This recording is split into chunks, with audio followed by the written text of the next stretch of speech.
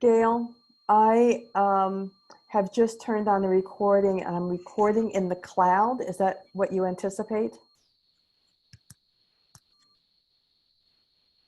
I'm not sure how Dane was recording in that. I'm figuring that's what he was doing. Okay.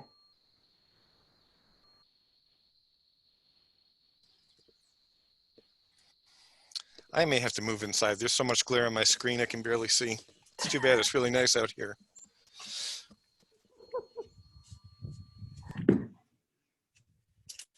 I was living vicariously through you, Tim, so. Maybe I can sneak back out at the end of the meeting. Sounds great.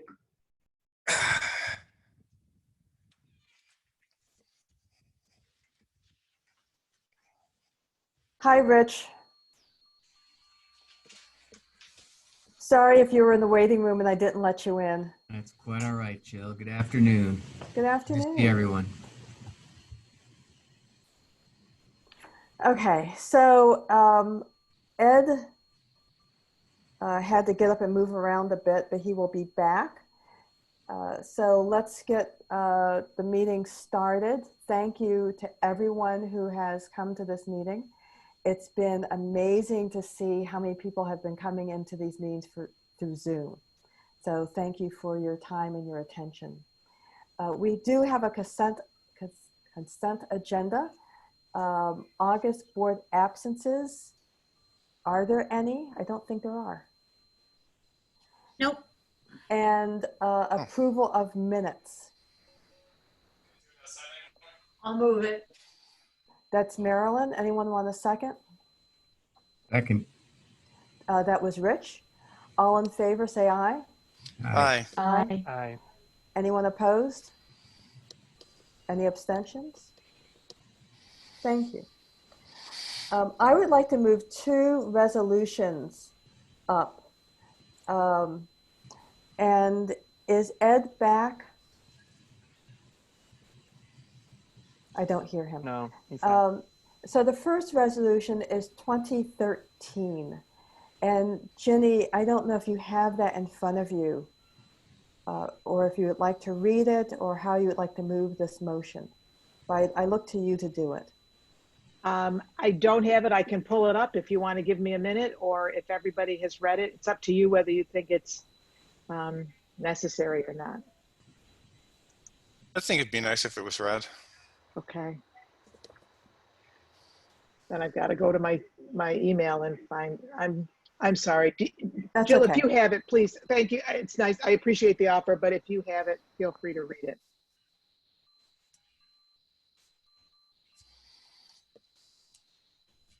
Hold on a second.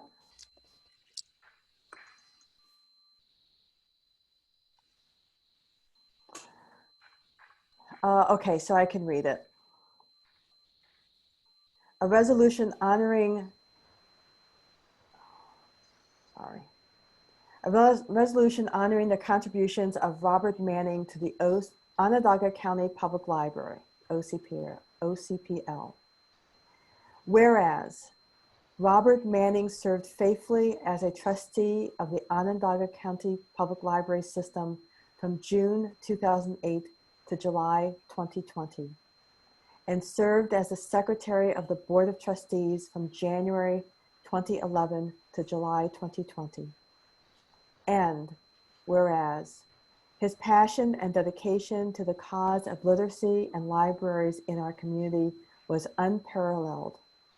And whereas his wisdom, his dedication to public service, his focus on best practices and lessons learned, and his desire to strive for continuous improvement earned him the respect and admiration of all of his colleagues.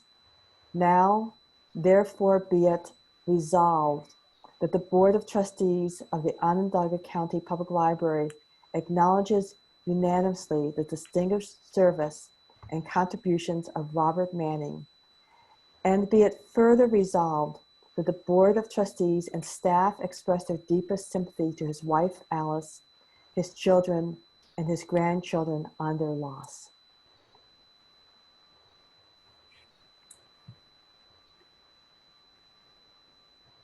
And Jenny moves that, I believe. Yes, please. Do we have a second? I'll second. Ed, thank you. I'm not going to do a roll call vote, but all in favor? Aye. Aye. Aye. Just say aye because I'm crying. Any opposed, to be formal about it, or abstentions?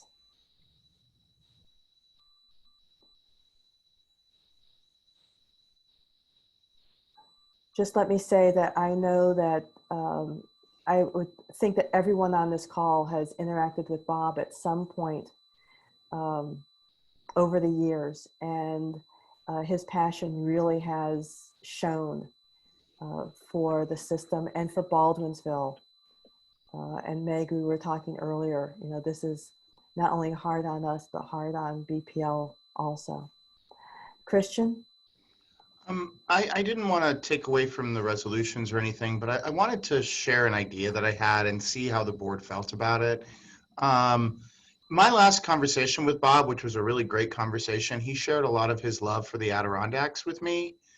And I was just wondering if the board might be interested in taking a small portion of money, it wouldn't take much, to get a circulating collection of maps and hiking guides for the Adirondacks that maybe we could put a book plate in or maybe designate in the record that it would be part of Bob's collection. And I just thought that it might be a nice working tribute for him that maybe would go a little bit past a resolution. But I defer, of course, to the board for their thoughts. If this was something they were interested in, I have staff who would be able to develop a very rich and strong collection I think Bob would be happy with. And in email, we had talked also about a plaque option. We had talked about whether this should be something at OCPL or something that might be at Baldwinsville. I think Ed might have had his hand up. Yes. And this is something we don't have to actually decide today. Well, first, Christian, I think it's a good idea. I think maybe we want to explore fully a few other things, but I think that's a very good idea and it would be sort of fitting. But I just happen to be thinking about how, when I was still gainfully employed, Larry Fuller, who was part of the original library trustee group of OCPL, he had called me and said, "I've got a good name for you for the library board." He said, "A guy by the name of Robert Manning," and he sent me the resume. And little did I know that his wife, two of my daughters, had his wife for French in high school, and they loved her and still do. And anyway, I didn't know, oh, it's that Manning. Okay, so anyway, we put the name forward, and as they say, the rest is history. I'm glad that we did.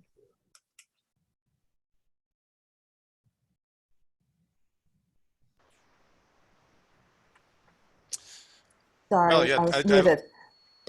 Oh, Tim, go ahead. Yeah, I'll just say I think Christian's idea is a really good one, and I think we should pursue that and any other ideas that are within that are appropriate and within our resources to do, because the man put in 12 years of service to this system, not including what he did for Baldwinsville, and he deserves some recognition. One other thing, Jill, if I may. Yes. I had asked Kim, who's on this call, if they had if Focal has any kind of in memoriam. I don't remember seeing anything in the program, but any kind of in memoriam in the program. And if she said that they're considering it for the new program. So I'd certainly offer personally to write a contribution to Focal for that purpose, just to also bear that in mind. Okay. So let's not act on anything right now. It sounds like there's several good ideas. And again, we can wait. I also am a little bit, I don't want to act before we've seen the obituary and see what anything that the family might have asked there. The second motion I want us to do is 2014, which is a resolution concerning Reverend Bradford Hussey. And Ed, if you want to read it, you can, or if you'd like to move it in some other fashion. Well, would you mind reading it? I don't have it in front of me, but he's part of the history of the creation of OCPL. I mean, that's the essence of it. And he was was in a leadership position. But it's in the resolution, if you care to read it. Jill, It's I don't have long. it in front of me. Would you, I It's- mean, I submitted it, but I don't have it in front of me. Would you care to read it? It's long, so hold on a second. I have it here, Whereas- Jill. Okay, sorry. Whereas the threat of closure of Syracuse Public Library in 1971 caused County Executive John Mulroy and County Legislature Chairman Ephraim Shapiro to appoint a 12-member Citizens Advisory Commission on Libraries in Onondaga County in order to take a broad look at library services in the county, suggest needed changes, and explore the role county government should assume for the delivery of library services in the future. And whereas the commission was chaired by Reverend Bradford N. Pusey, and whereas the commission issued a report on June 27, 1973, recommending the current system incorporating the Central Library, city branches, and the former Onondaga Library System. And whereas on September 3rd, 1974, the county legislature voted to establish the Onondaga County Public Library. And whereas on September 17th, 1974, Bradford N. Pusey was elected chairman of the Board of Trustees of OCPL. And whereas on December 13th, 1974, 81 years to the day that Syracuse Public Library was chartered, OCPL was granted a provisional charter, and with the subsequent hiring of Robert P. Kitchen, first director. I hope it says Kinchin. It does say Kitchen. Oh, okay, good. First executive director of OCPL, the leadership of OCPL was set to bring library services to a new and expanded place. And whereas in the years since the creation of the Onondaga County Public Library System, hundreds of thousands of county residents have enjoyed and been enriched by the benefits of a library system worthy of the diverse community it serves. Now, therefore, be it resolved that the Board of Trustees and staff unanimously acknowledge Reverend Bradford Pusey's foresight and leadership and are thankful for his service. And be it further resolved that the Board of Trustees and staff express their deepest sympathy to the family for their loss, on their loss. I'd like to move it. Thank you. Second? I second. Babette, thank you. All in favor, say aye. Aye. Aye. Aye. Any board members oppose or abstain? Thank you. I believe that he died in Florida, in Tampa, and so I've asked Gail to reach out to the church mentioned in his obituary or to the funeral home to see if she can find a way to send that to the family. Okay. So the reason for moving up this board meeting to August 5th was because of the budget. And so I'd like for Mark Carter to talk to us about the 2021 budget.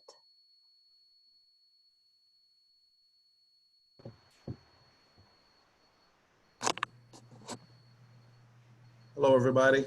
Hi, Mark. As you're aware, we received our instructions for 2021, and we're currently working on our draft budget. What we have to show you today is, and Christian's going to share the screen with you, the pro forma budget from, I think it's the other one, Christian, the 2020 pro forma budget. And I think Gail sent it out to you all a little while ago. Mhm. What they did this year was gave us a framework to work within. So they gave us a target to hit for our direct appropriations. So if you have that handout in front of you, the direct appropriation lines are the ones that we have input into. They held all of our direct appropriation lines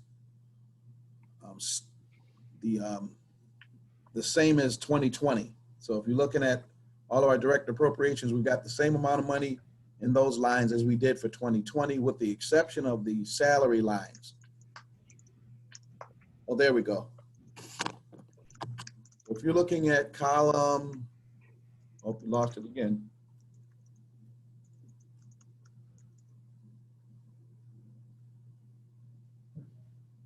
Well, do you all have the handout? Okay, well, Yes. the 2021 pro forma, that column titled 2021 pro forma,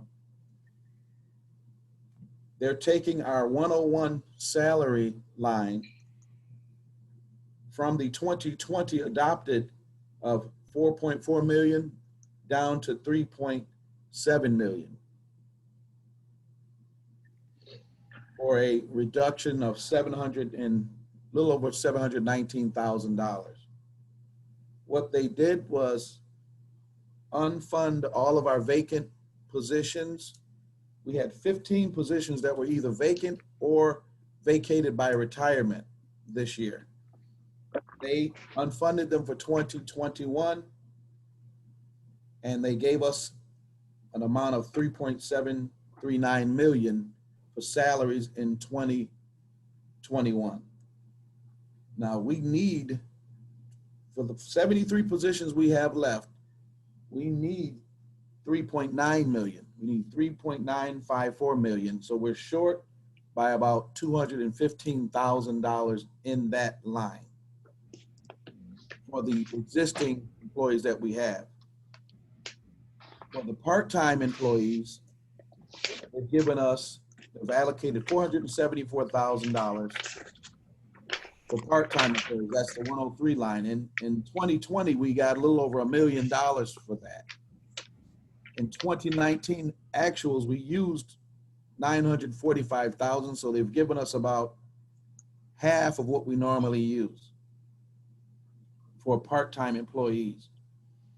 The rest of the direct appropriation lines have all been held at the 2020 adopted levels for a total of a little over $7 million, where before in 2020, we had 8.4 million.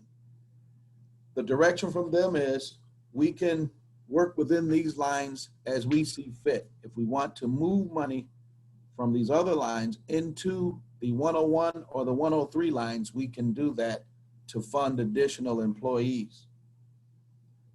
The rest of the budget is pretty much handed to us from the DMB office, like all of the indirect appropriations, interdepartmentals, healthcare benefits, and what have you. So our focus is going to be on the direct appropriation target of $7,085,246. That's the target we're trying to hit with our direct appropriations. As we shared with the Finance Committee, we have gone through and identified some areas, potential areas, to move money from. And that was in the other attachment that Christian placed on the screen or shared with you.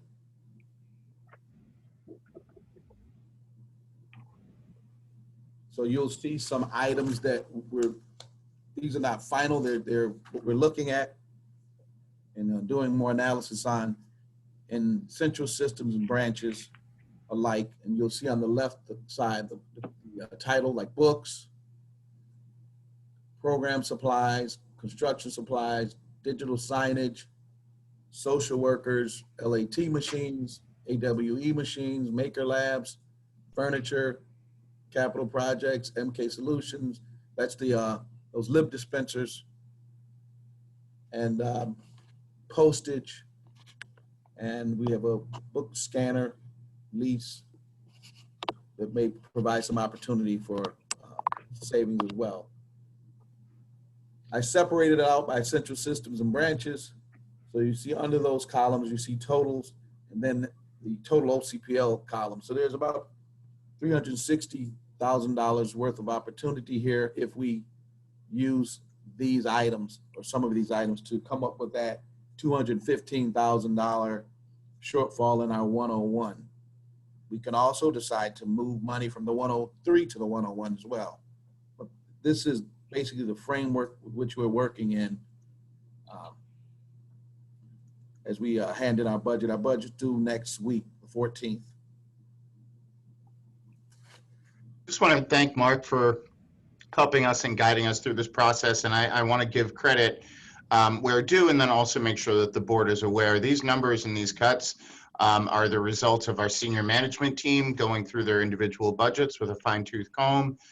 We've had 2 meetings now to discuss this as a group. We will have further meetings to refine. These adjustments have been reviewed by senior leadership, and they are in accord with them. For the most part, there are some adjustments, of course, but this represents an awful lot of work by Mark, but also input and work by our entire senior team. So they were tasked with the idea of coming up with ways to find us these savings without impacting staff, and I'm quite impressed by their abilities and the work that they did to achieve that. This is Babette. I only have one concern, is the social workers. I'm just concerned about the lack of social workers in school and all the trauma that that kids have experienced during the pandemic. And I'm thinking that it might behoove us to really rethink about that. I think the staff is gonna need folks to help them kind of manage all the emotions and things that kids are gonna be going through when they return to their public spaces. So. Babette, I'm in absolute agreement with you, and we had discussed at least keeping that line open.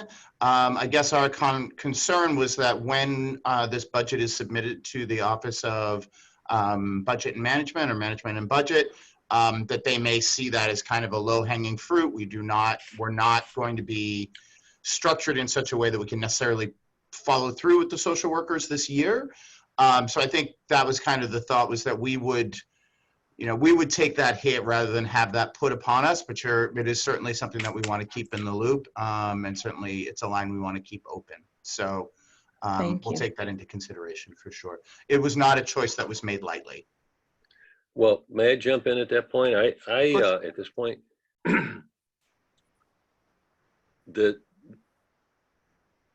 anything we cut in the branches does not contribute to the county's bottom line, which is the 215. So why are we taking those cuts in the branches?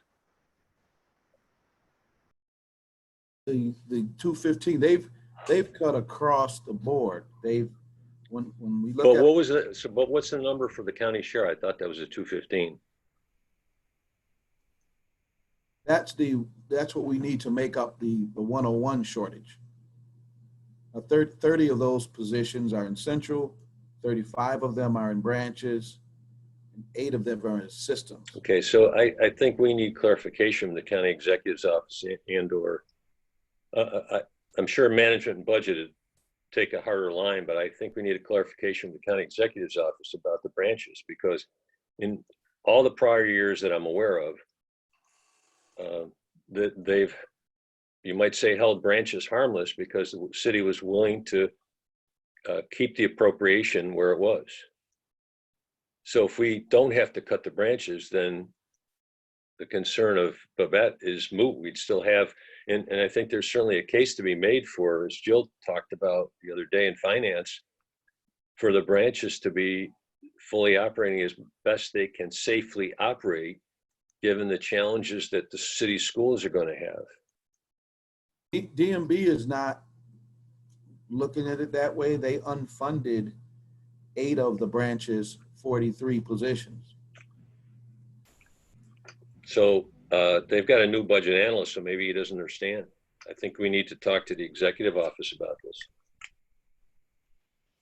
We can certainly have the conversation. My sense is that anything that people can do to save revenue is going to be active, but we can certainly share that question. Mark, do you understand the specificity of it that you can help me understand it to share on? Because I'm not sure that I necessarily understand all the bells and whistles on Ed's concern.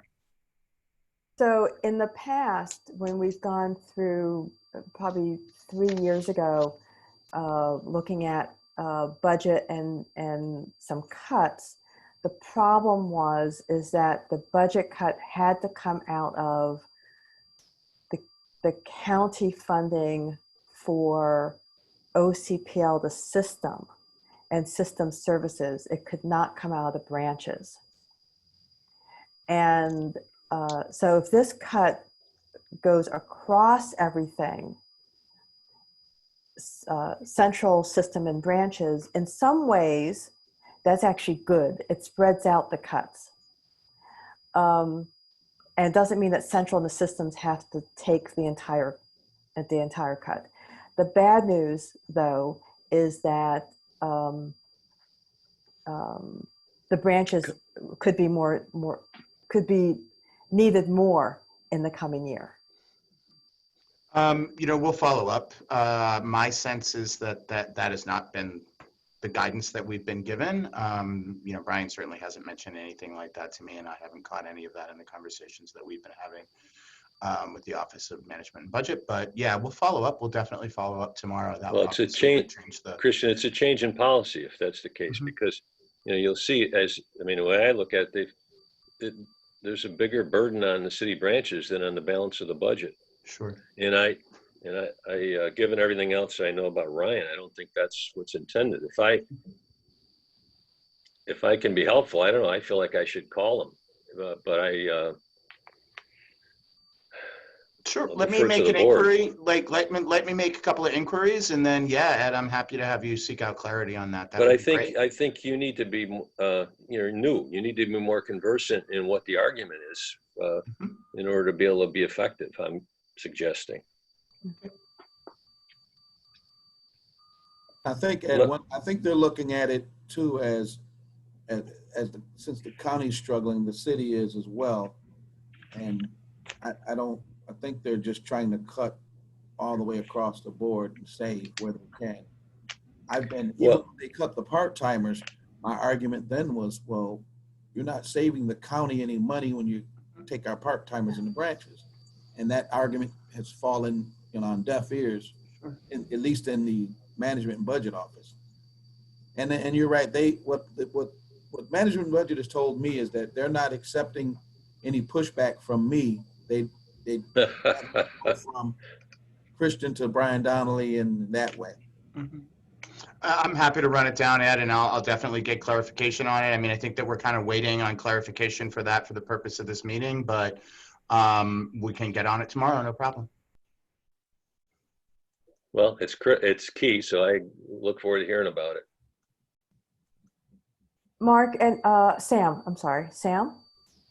Thanks, Jill. Just quickly, so the screen that Christian has up now, I think I can guess at most of the lines that these cuts relate to, but it'd be useful, not right this minute, but it'd be useful to just have a better understanding about specifically which lines those are, which budget lines those are associated with, just to understand where the cuts are coming from.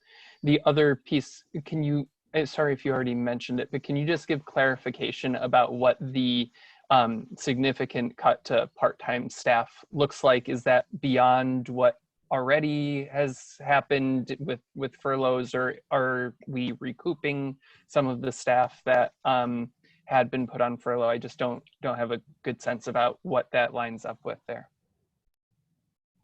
Are you referring to the 400 and so it was $1 million, or we spent $945,000 in 2019, and then now it's down to $474,000. So I know that part-time staff were put for next year. Yes, right. So Sam, what does that mean? is this the chart you're referring to? This is the one you were looking at, right? Yes, that's right. Okay. Yep. And so I'm just looking for clarification on what it means for part-time staff, or what levels are we working with at this point? I don't have a clear sense on how many part-time staff are working today, how many were working 6 months ago, and how many will be working based on this budget next year. This year they let go all 82 of our part-time staff. That's what I thought. As of, I think it was April 1st. we had spent about 250 of the 1.07 million. Mhm. So I think we're looking at a savings of about 800,000. They are not back. So Okay. we don't have So any this part-time- would allow for, so if I'm just sort of making round numbers, we'd have budget to potentially hire back maybe about 40 of the 80 part-time worker, 40 of the 82 part-time workers based on that budget. Is that Yes, if we leave basically that, accurate? if we leave that amount of money in that line, Yes. based on what we did last year, I'm assuming we can get about half of them back. Okay. And if we end up having to reduce hours and Sure. what have you to meet to run with the reduced staff, that should be enough to bring back half. And I want to note that we furloughed staff at the end of February. They were furloughed, so they are more easily recallable. Jill, can I just Sure. add, Dawn. thanks. We had about 33 part-time staff in the branches and about 49 at Central. Maybe that would help Sam a little bit. So it would be, I think Mark was saying roughly half of those people could come back. Yeah, I mean, ultimately the question, I guess, is, continuing to deliver services at the rates that, are expected. And I know, obviously, the way that operations has changed today is quite a bit different. And so than it was 6 months ago. And so, what does that mean in terms of how many people do we need? And, and how do we move salaries around? Obviously, you need to figure out how to fill the full-time salary line, but what does it mean in terms of the part-time staff? So Well, it's there's also useful the to question of understand. can we be open? I'm sorry, I thought you were done. No, go ahead, Tim. There's also the question of can we be open the required number of hours, that the state ed requires. I can speak to a couple of things with that one, Tim, if you want to resolve that one real quick. Please, yeah. Yeah, the minimum service thing has become very flexible, and that's come down from the state librarian down. Minimum efforts of service or minimum requirements of service. I think the general kind of sense right now is that every library is doing whatever they possibly can, and that the state library is not really interested in running down any statistical this library versus that library. It would be very hard to compare those things or to even establish a basis on that stuff. So right now, what I'm hearing from state libraries, they're really not getting too bent out of shape about that. Although there are some questions here about opening and expanded opening and starting to open to our public. And these are things that I'm happy to discuss. We have some things in the works that might be very interesting to the board, and I'm happy to discuss that outside of the budget conversation. So, so it sounds like, Christian and Mark, that finding the 215,000 is not yet solidified, that you have ideas of where you might cut. There's also the question about whether you can take it out of the branches. And so, and I know that this is due August 14th. So right now it doesn't sound like we can vote on it. I'm looking at Ed's face to see if Ed's in agreement. Well, I would think that this central question about the branches, that's fundamental to the budget, and we need to know what that response is. But I'd go back a minute if I could. That since the formation of OCPL, the branches, the city has never objected to the operation of the branch system by Onondaga County. And there was one change in the budget for 2020, which really was a little bit contradictory to the county executive's policy, where they used all the city fund balance. And I mean, which was normally you'd use some, but not all. You'd save some in reserve, just like the county does. When I helped craft their credit the architect of one of their credit standing, which is AAA way back. And part of the process was you leave some fund balance. You don't use it as soon as you get it. And so I don't know, there's some interesting things going on, and I'm certainly not out to point out things that would be an embarrassment and fall back on the library, but that I think that if we had some fund balance, we might apply that to the city branches, and we wouldn't have to maybe take all these cuts. And so I guess a further question I was waiting to hear from Mark about was, how much fund balance do we have that we could apply, presuming they let us use it, to soften this blow? The numbers I received today from Aaron, our budget analyst, was that as of 12/31/2019, we were looking at fund balance of 2.4 million. Is that all three budgets? Less across all three budgets, less what's appropriated. Out of that, 1.6 has already been appropriated towards 2020 this year. So that leaves 826,000. Okay, so the question is, if that's all in central and branches, because they think they used at least $1 million in the city, we might suggest that we're going to use some of that to soften this blow. If we've got 800,000 sitting there, and last year they took all of the city fund balance and applied it, then why aren't we suggesting, I'm suggesting, why don't we say we want to take $100,000 out of fund balance, and instead of having 215 to come up with 115? Just hypothetical, I mean, as an example. I'm happy to share the conversation and see what we can get out of that, Ed. I think that makes sense if they'll let us do it. I agree. I know Steve's been taking a hard line past couple budgets on how the fund balance will work. Well, it's like his piggy bank. That's why he's. It's okay to use it if he says yes. So I mean, I like Steve. I'm not being critical of him, but that's been his policy, and there's no hiding that. And but so all we're doing is using we're just being consistent with what he did in 2020 budget with the city branches. So that should be pointed out. There's ever a time for a rainy day fund. Right now is a time for a rainy day. Yeah, it's raining. It's pouring I think out. it's a tsunami. Yeah. Pick your metaphor. Another thing. So, but going back to Jill's question, so we need a few days really to sort this out before we can actually vote, I think. Another thing we're looking at, Jill, was with the, and I didn't put it here because we're still looking into security. We spend a ton of money on security, and we're looking to see what opportunity we have to save there.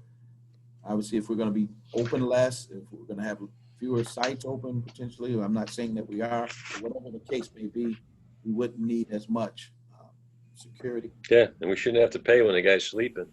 I was gonna say, do we have to pay extra for guys who stay awake while they're watching the place?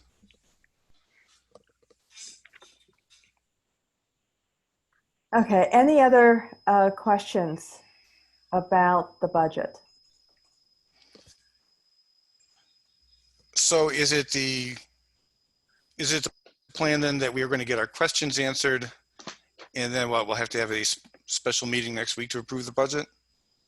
Because it's due a week from Friday? So we'd have That to would have make sense. Yeah. Okay. Yeah, so once we have the answers, we can schedule a special meeting to do one final review and then approve it. Okay. Okay. Thanks, Mark. Thanks, Mark. Thanks, Christian.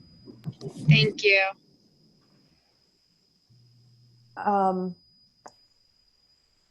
Oh, Christina is still on. I see. I had moved up the resolutions, Christina, just for you. Thank you. So skipping over resolution 2015 and moving to resolution 2016, which is a family literacy grant. I'll move it. Second. So that was Ed and then Christina. Any comments about the grant? Seeing none. And I'm just going to do all as one group. All in favor, say aye. Aye. Aye. Aye. Any opposed? Any abstentions? Okay, thank you. Adult literacy grant. Anyone move this one? I'm for adult literacy. I'll Ed so second. Me too. moves. I think that was Tim who seconded. Any comments, questions, concerns? Again, for time, we'll just do all voting at the same, I hope. All in favor? Aye. Aye. Aye. Aye.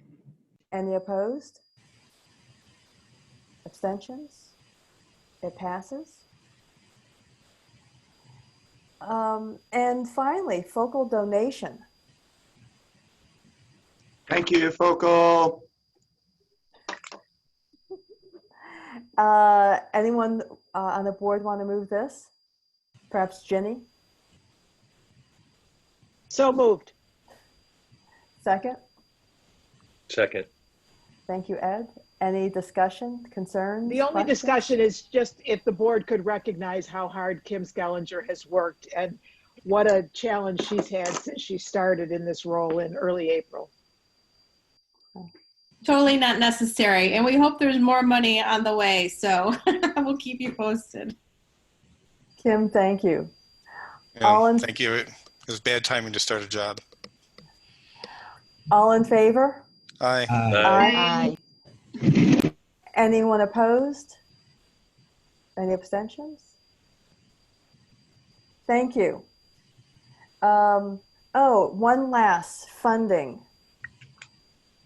for an executive coach. And I have wording for that somewhere.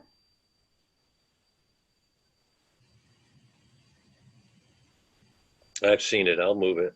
Okay, thank you. It has if you haven't seen it, it says $5,000 cap at this point, right? Yes, Okay. yes. I'll second it. That was Marilyn. Thank Yes. you. Any discussion?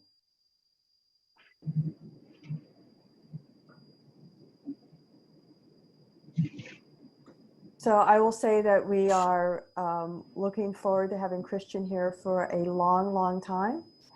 And this is part of that effort. I do see that Sam has his hand raised. I don't know if that's on purpose. I probably just didn't put it down. Sorry, Jill. Just always assume that I want to talk about something, but no, I'm good right now. Okay. All in favor, say aye. Aye. Aye. Aye. Aye. Any opposed? Any abstentions? Thank you. By the way, I read recently that if it was unanimous, we did not have to do individual votes. So it does speed things up a bit. Down to the executive director's report. So Christian? Hey folks, how are you? It remains fascinating and exciting times at OCPL. Staff are working well, everybody's been working well. We have some new possibilities kind of on the horizon and some things that are coming down the pike that I think it's important that we begin to discuss. And a couple of the board members had specific questions for me, so I'd like to just kind of respond to those quickly here and then kind of get more into the weeds if that is amenable to the body of the board. I had a question about, actually, Tim, you had a couple of very specific questions for me.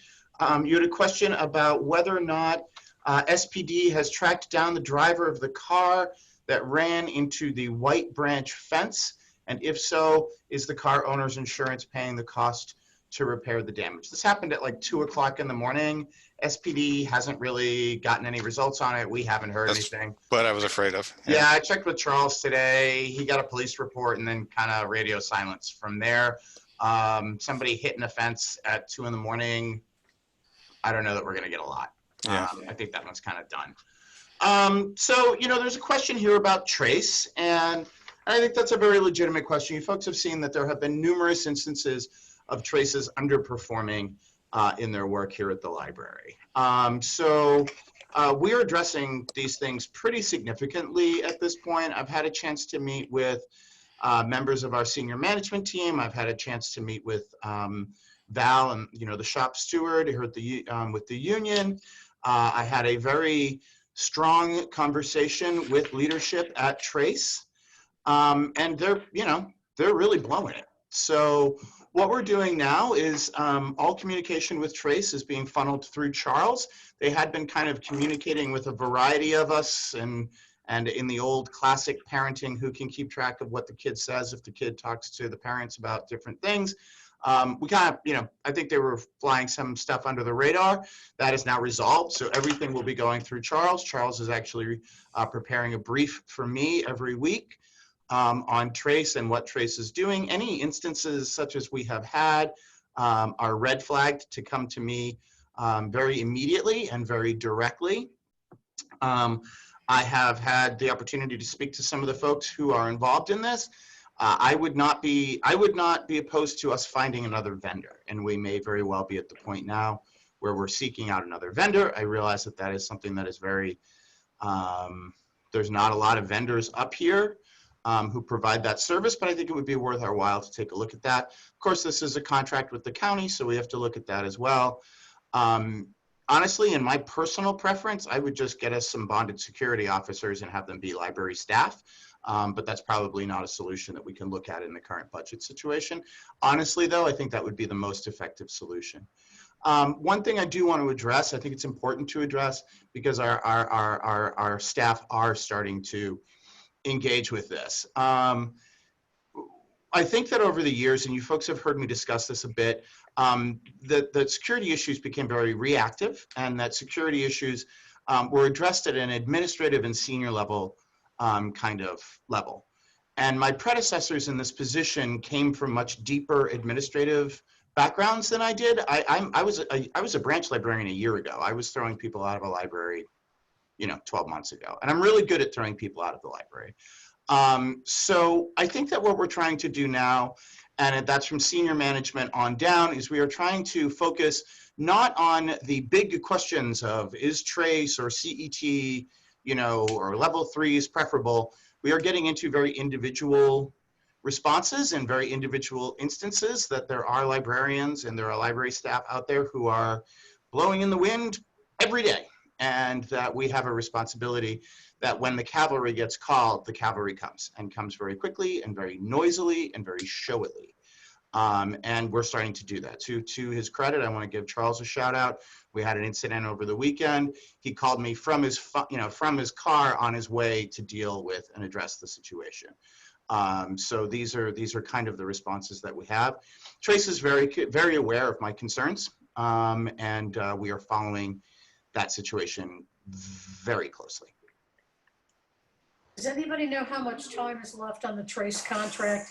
It's been around for a couple of years now. It has been, and I'd be interested in seeing. I mean, unfortunately, we share them with facilities because they also do the airports. I can't imagine that they're doing a particularly good job at the airport, but again, different circumstances for different folks. I have reached the point where I'm very interested in seeing where we could maybe find a different contract on that.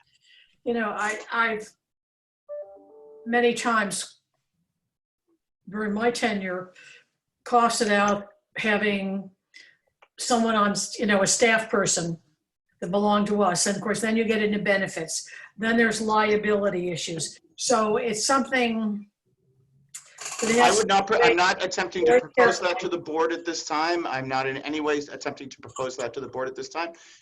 We are spending 250 grand on these guys per year, and I'd like to get a little better, better value for what we're getting out of that. But I just want you folks to know all answers are on the table. I definitely see the problem, and I'm really not happy about it. Dawn actually was in the meeting that I had with Trace, and she can attest it went about as well as you might expect it to on there for them. So is Glenda here from Liverpool? No. Okay. Tim, do you remember how I'm here. Beautiful hand. Sorry. Oh, there's hi, Glenna. I'm here. Sorry. I'm just curious, you seem to have your own security people, Yes, we do. and how does that work out with liability? Do you have to have special insurance? I'm just curious how it works out there. You've had it for a long time. Right. We've actually had security, part-time security for several years, cobbled together, and we've gotten to the point where we have coverage now all the hours we are open, at least pre-COVID. We require that they all be New York State security guard certified. They have to have that certification, and it has to be up to date and kept up to date. They have to have CPR and all the usual training, but they are part of our staff. As I recall, they were moonlighting from other security services, at least when I was on the board. Most were. We were able to get several actually from one of the local hospitals. We hired one, and then they knew other people, and some from retired from local police. But we just this year created the position of security supervisor, and we have a full-time supervisor for the department now. Okay. Christian, it may be worth your while at some point to pick Glenna's brain. It's always worth my while to pick Glenna's brain, and any opportunity I have to speak to her, I What's embrace left of that. my So COVID? What's left of my COVID brain? You're welcome to pick. that's still better than most people on their best day. So no, I'm happy to talk to them. I'm not suggesting this is a deep proposal for us, but I do kind of want you folks to realize the extent to which we recognize the issues that we're addressing. I didn't think it was possible for anybody to make me less enthusiastic about flying right now, but congratulations. I mean, there'd still be TSA, and that's the thing. I mean, I figure at the airport, the actual dangerous stuff is done by federal agents. And Trace is probably just telling you, hey, go there to talk to the, to the peace officers, as it were. So, but it's just different things. And then as we start doing more, we're going to need a higher level out of them. You know what I mean? Like, as we start engaging with more and more and more, it's going to be that much more important that their performance is up to snuff. Jill, you had some very specific questions regarding digital library card sign up and circulation and stuff. I'm really, really proud and pleased to share with you that, and thank you to Zach for getting this information for us today. The city system digital card registration from the start of the shutdown to now is 293. So that's almost 300 people who are accessing our resources that never would have been able to do prior than that. And then across the county, it's actually quite a lot more. It's 1,241 people. So the total as of today is 1,534 people who've signed up for our library access strictly digitally, have not had to come into the library, and are now accessing our materials all online, which is, I don't know, I think that's pretty exciting. I think that's pretty graceful myself. Do we know how that compares to on a typical year? Would, in the last 4 months? I mean, it's a lot lower, but it's not nothing. Yeah, for sure. I'm just I have no idea. Yeah, I mean, these would track, and maybe I would defer to my colleagues who may be able to have a sense of it based on the history here at this organization. I mean, I would say that those track at about a third of what we would normally be seeing. Meg, I don't know, maybe Meg, you can confirm that I'm crazy on this, but I think those numbers are about a third, even a quarter, I think would be pretty good, all things considered. And then the takeout service has been going great. Up to currently to date, we've been doing it for about 2 months now. And we have circulated a total of 33,546 items. I'm sure it comes as no surprise that Pettit is the faraway star leader in this. Pettit has circulated just over 10,000 materials strictly on their own. I would love to tell you to go by, but I can't tell you to go by and check out the library, but I wish you could see it because it is quite a production center now. They have a lot of materials that they keep on deck. They have two tables that are dedicated just to processing these things through and moving materials through. So it's quite the production at this point. Speaking of production, I also want to give a shout out to Dragana Dranova. I'm sure I'm massacring her last name. I'm really sorry, Dragana. Her work with Upstate in creating face shields has continued and is continuing to go now. She's provided face shields for all of the staff, so everyone has been issued a face shield. We also have spares that we can hand out to partner organizations. I'm bringing a dozen over to Lemoyne as a meet and greet hostess gift for when I go over there to have a conversation with some of their library staff. So it's really innovative stuff. I was telling somebody the other day, you know, when I got my library degree way back in 2001, I never would have imagined that I would be issuing face shields to my staff, and moreover, that they would be manufactured in-house in a manufacturing facility in the library. We also have them, Dragana was kind enough to actually make all of you guys a face shield as well. So if you want to come by the office, you're welcome to come by the office. I have them for you here in the office. I unfortunately won't be around. We had a visitor come in from out of state. I've been sleeping in a hotel for the last couple of days, but I will be going home tonight, which will mean that I will be working from home until the tail end of next week. So I'll be seeing you all from quarantine next week. Sorry, that's my phone, and it's not that important. Other updates, I mean, I think we've discussed a little bit some of the conversations around Lemoyne using the programming room at Sewell. This is going forward pretty well. It seems like a pretty straightforward partnership to me. This does not seem to be, you know, outwardly untoward or outside of our mandate. It actually works quite well because of the structure of Sewell. The programming room has a side entrance, so they can literally go in the side entrance, go up the stairs. There's full wheelchair accessibility as well. And then there's a side bathroom. There's a bathroom down another set of stairs. They can frankly run classes through that space and have pretty much zero contact with our staff. So, I mean, I think it's kind of a no-brainer. It works well. It's a community partner. And I think that that's going pretty well. We're moving forward with that quite quickly. Their facilities people have come by. Their IT people have come by. They may need to do some upgrades on the IT. I have no problem if they want to upgrade our physical plant on AV. I'm not going to argue with that. I don't know if we get to keep it, but I have no problem with them installing it, at least for the short term. Christian, will there be a MOU for us to review? There will be. I have not seen it as yet. I believe that it is between county and Lemoyne, and so I have not seen it yet, but of course I'm happy to share that with you at any point when I get it. My assumption is that the board would need to approve it. I'm not sure. I don't know if this falls at a board level policy or if this is an individual, if this is an administrative policy, but I'm happy to have it for your review in any case. That leads to a bigger question and something that is a little bit more interesting and challenging. I don't have paperwork for you on it because it has been created on the fly. The first draft of a policy was drafted 15 minutes before this meeting, as it happens. We had a meeting with some senior leadership from the Syracuse School District on Monday. They are interested in working with us in a partnership, and I have no problem with working with them in a partnership. It actually fits quite well into our mandate and goes straight to some of our core issues. What they're asking us to do is create essentially virtual working spaces or temporary working spaces for students who may have lack of digital access, right? So if you're a kid and 50% of your learning is online and you don't have a computer at home, your computer is your mom's cell phone and she doesn't have a good data plan, you have a computer but it's really slow or it's out of date, then you're not going to now be able to get an education. Like quite literally, you will be excluded from your education because of technology.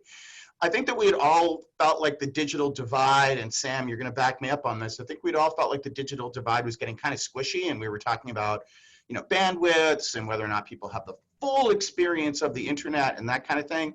We have gone way back to the basics now. Like we are at the, if a kid doesn't have access or good access to the internet, they are now not getting a state, you know, an education from their community anymore. That's not happening.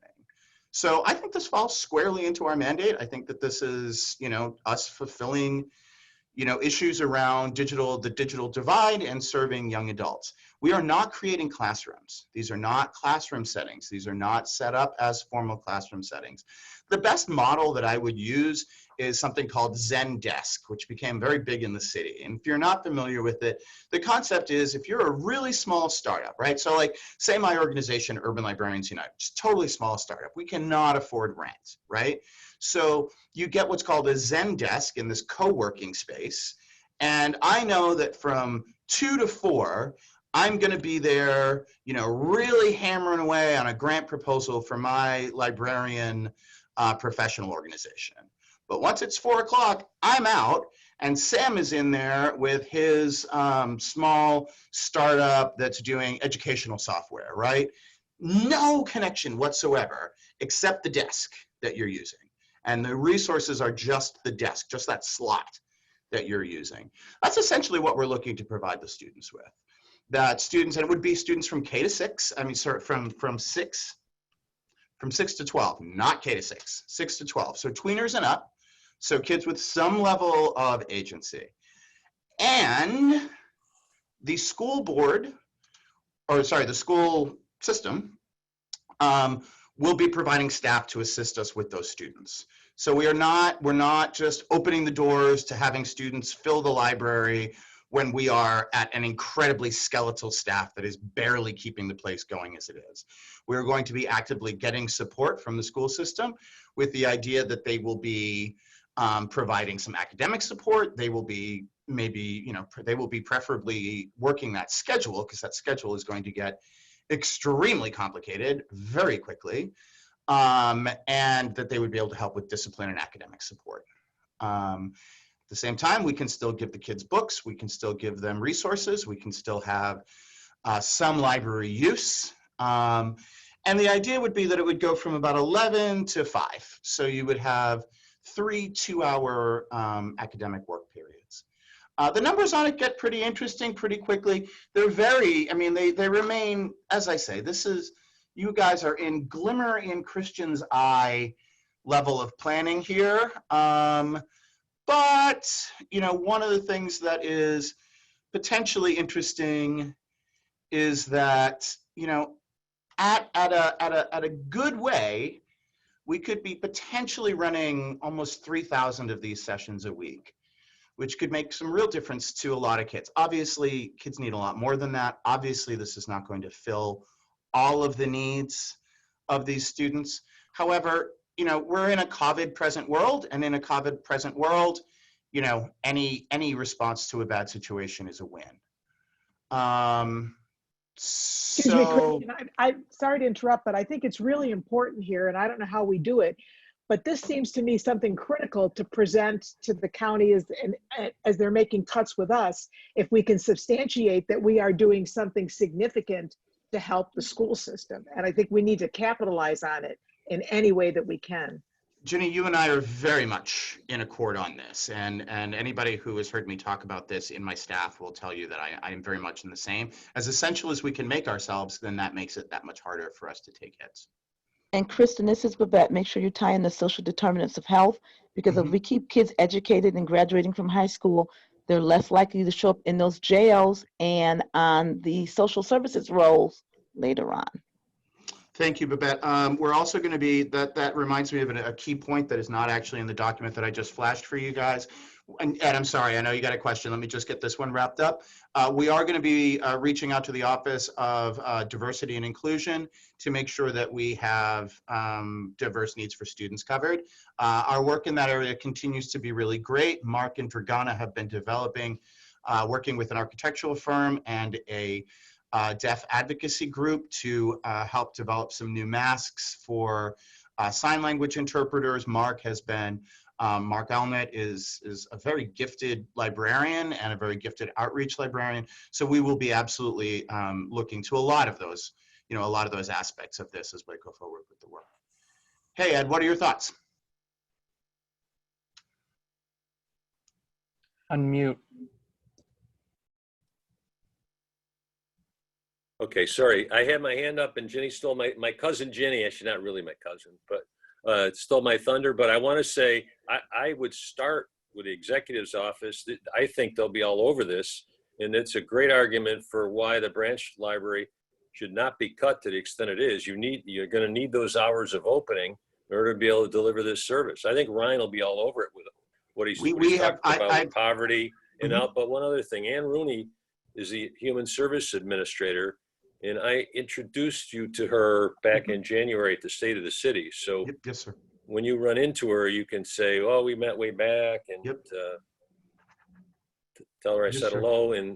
But I think I would lead with this maybe before we even get into the budget discussion, because I think it will help with the budget discussion. Yeah, this information, this proposal has been shared with Brian and with the county executive's office. It went out prior to this meeting. This conversation started on Monday, so we're really flying pretty hot to even have the stuff that we have in place now. But yeah, I mean, this is something that we definitely have been talking about, that something like this will really make it, you And can't Kristen, really cut us. Kristen, this is about one last thing. If you go to the site County Health Rankings, they have some really good data around social determinants of health down to the county level. And they keep the website really updated with some great information. Great, thank you. Thank you. And it kind of goes without saying that the students will be tasked with following all of our safety, security, and hygiene issues with the interest of health. And that was kind of a no-brainer. That didn't even come up in question.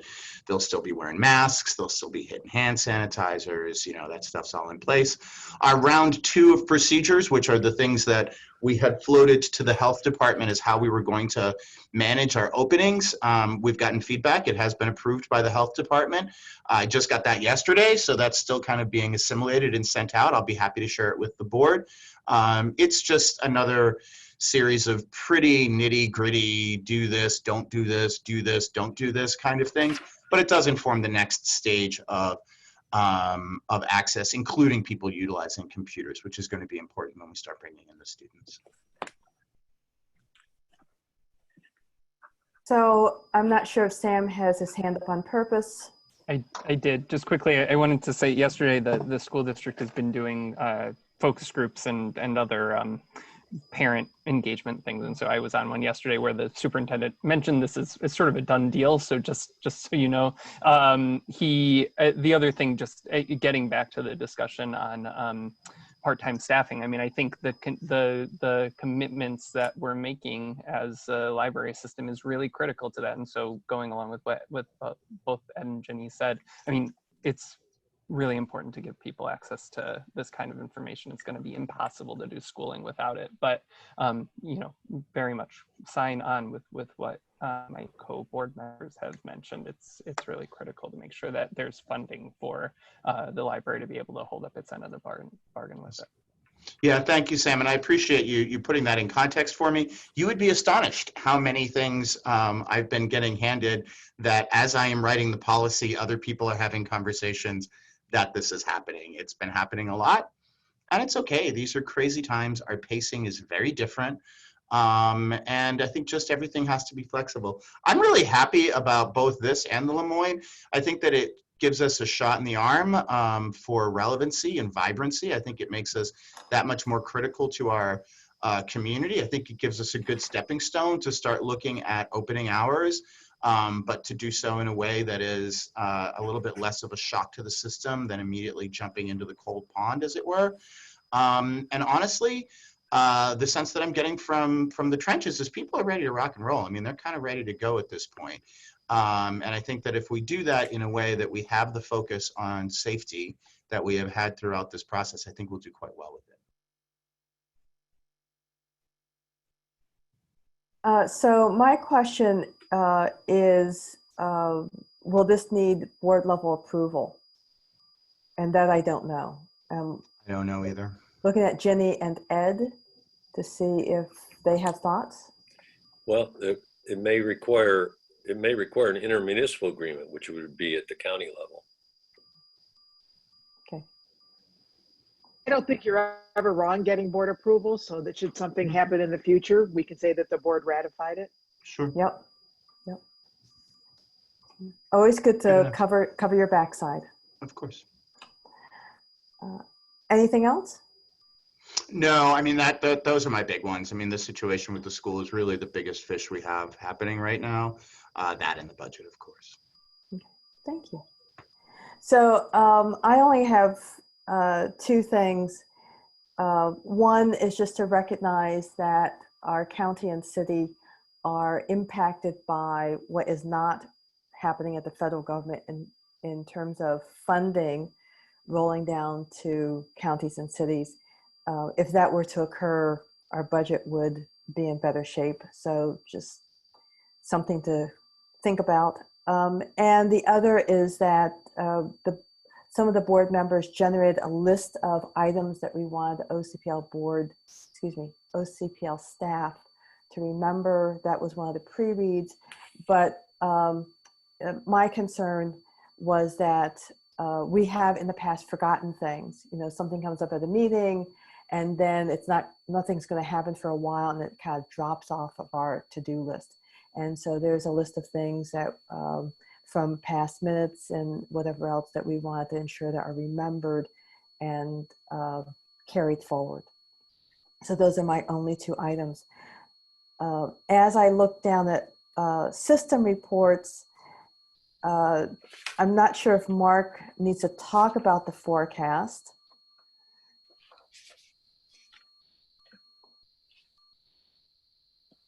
You can say no if you want to. It's up to you. I can speak to it, or if we're all. Any questions about the forecast, Q2? I don't. I'm not seeing any. Jen Milligan put into chat that the system libraries are busy. All busy with some level of opening, curbside, computer appointments, browsing appointments, virtual programming, etc. Although it differs across libraries, and that all is going well. So she wanted us to know that. We have seen the transit report that was in a pre-read. Any questions on transit?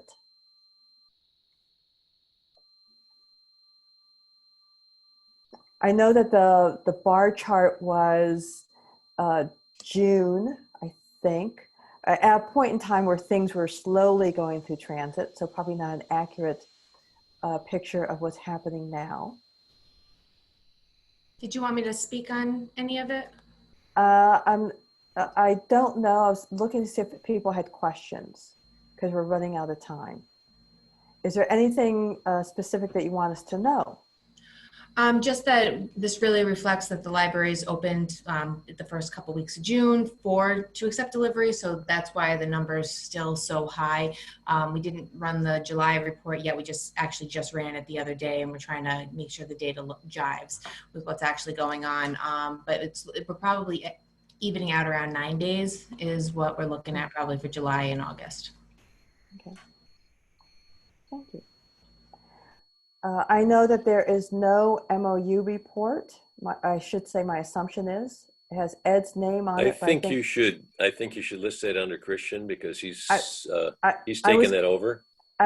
If he had waited, it was going to go over to Christian. Go ahead. But there is no MOU report. But there is no report. Board committee reports, you can see under board management that we have two people who I believe were approved yesterday by the county legislature. No, Jill. No? That was submitted. They will go to August committee to be approved in September. Correct. Oh. Correct, not till September. So Okay. Jenny's got another shot at this. Thank you. Thank you. So I communicated with both people, and I have to go back and do a mea culpa on that. And then just some other information about people whose terms are ending or being reappointed. Marilyn, I don't know if Brian Donnelly has reached out to you about being reappointed. No. Okay. Um, no report from government relations. I'm assuming no report from Christina, because we've just talked about the budget. Babette, do you have any? I do, and I'll make it real short. And so I want to apologize for everybody. I spilled an entire 64-ounce cup of water on my laptop. And so I don't have full functionality. And so when I buy my new laptop and get everything transferred over, I will send all this over to you. But in the past couple of weeks, I have looked at about 12 library plans. I've actually skimmed a lot more. I gave 12 a more in-depth look, and I came up with 8 that I liked and I thought would make really great frameworks for us to follow, except for one, which was the Rochester, Minnesota one, which is only a 2-pager. But I looked at Rochester, Minnesota, Memphis, Connecticut, Youngstown, Ohio, Milwaukee, Wisconsin, Austin, Texas, and Forbes Library, which is in Northampton, Mass. And so basically, I'll give you the short end of this. I did a comparison chart, in this chart, when you get it, you'll see the system, their budgets, the number of sites they maintain, whether they are also city and county sites, and then like a quick summary of their plans and like what kind of goals they've identified. Then I've made some individual notes about the plans. So what stood out to me as the best plans were one where they gave a little bit of background about the planning process and some demographics, which you think would be basic, but there were several plans that did not include that information. And then the other plan that really stood out to me was the, I think it was the Northampton plan from the Forbes Library, where they had their main plan, but they had some very detailed work plans. So they really gave a really good idea of the time frames, who would be responsible, specific activities, and then how they tied back up into their overarching goals. And those plans, to me, that talked a lot about access and innovation, board development, board and staff development, fiscal stewardship, also seemed the plans that had the best information and really planned for the future.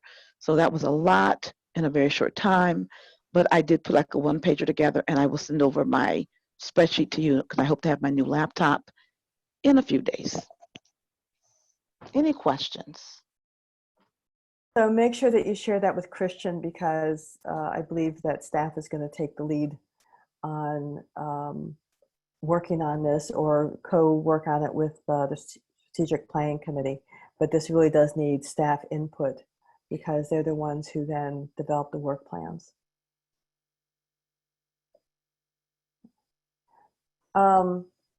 Looking down and knowing that we're running out of time, we did see a report from Dawn. Are there any questions on the city branches? I don't see any. The one question was about circulation of the library takeout, and so we have that already.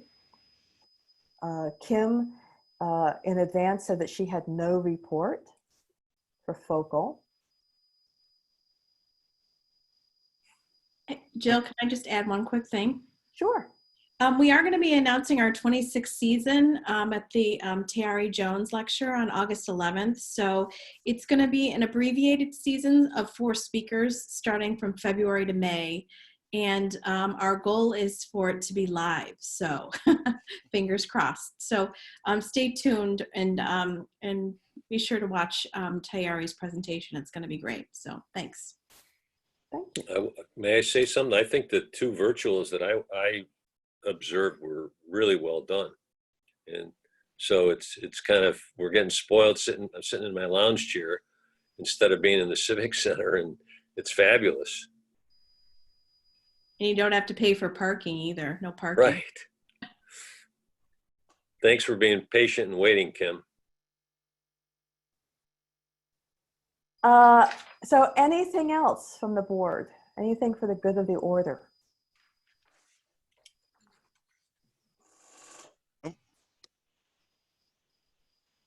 Christian, anything from you?